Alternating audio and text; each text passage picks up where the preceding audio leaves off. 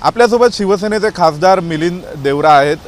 Sir, तुम्ही काय सांगाल? आज निवडणूक आयोगाची भेट घेतली आहे शिवसेनेच्या वतीने, काय काय चर्चा? आज आपल्या शिवसेनेचा एक डेलिगेशन शंभूराजे देसाई होते, राहुल शेवाळेजी होते, आपले उदय सामंतजी होते आणि मी स्वतः होतो।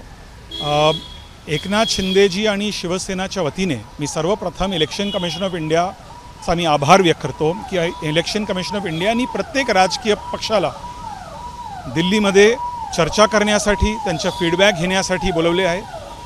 आणि आपल्या एकच मागणी होती की महाराष्ट्रामध्ये आणि खास करून मुंबईसारख्या मोठ्या सिटीजमध्ये शिवसेनाच्या कार्यकर्त्यांच्या वतीने आपल्याला फीडबॅक भेटत आहे की मुंबईचा इलेक्ट्रल रोल्समध्ये भरपूर बांगलादेशी आहे, इलिगल बांगलादेशी, आणि म्हणून इलिगल बांगलादेशींना आयडेंटिफाय करणे आणि त्यानंतर त्यांना इलेक्ट्रल रोल्सचा बाहेर काढणे हे इलेक्शन कमिशन ऑफ इंडियाचा जबाबदारी आहे।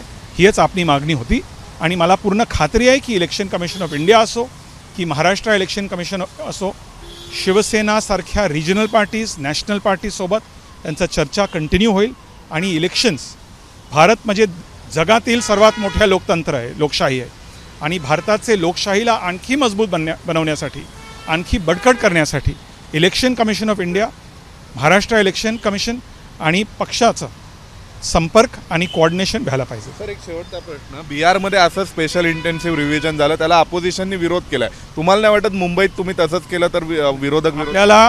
आपल्या मागणी आहे की मुंबईसारख्या सिटीजमध्ये जे बांगलादेशी इलिगल वोटर्स आहे त्यांना आपल्याला लवकर कारवाई करून त्यांना काढायचं आहे। सर, एक शेवटचा प्रश्न, माणिकराव कोकाटे यांच्या विरोधात खूप नाराजी झाली, तर आपल्यासोबत होते राज्यसभेचे शिवसेनेचे खासदार मिलिंद देवरा, ज्यांनी नुकतंच निवडणूक आयोगासोबत झालेल्या भेटीविषयीची माहिती ही माध्यमांना दिलेली आहे। व्हिडिओ जर्नलिस्ट वेद पांडेसह सोमेश कोलगे, एबीपी माझा, नवी दिल्ली। एबीपी माझा, उघडा डोळे बघा नीट।